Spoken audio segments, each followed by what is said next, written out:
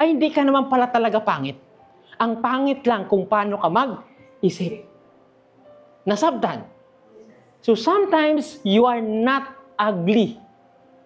The ugly is how you think, kung paano kayo mag-isip. Kahit sabihin mo pa, okay, hindi ka naman kagandahan, pero if you are confident with yourself, then, okay. It is because it's in terms of kagandahan, kadalasan, is nandito yan. Grade 11 siya noon, na estudyante ko siya.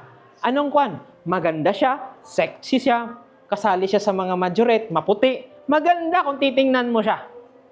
Pero pag sinabi niya sa diary niya, nakalagay, Sir, pangit ako. Bakit? Dahil daw pango yung ilong niya. It's so sad kasi bakit? Sa dami ng maganda sa kanya, ano yung nakikita niya?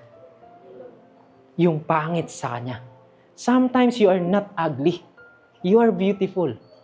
Ang ugly sa inyo at ang mali sa inyo kung paano nyo ginagamit yung utak ninyo.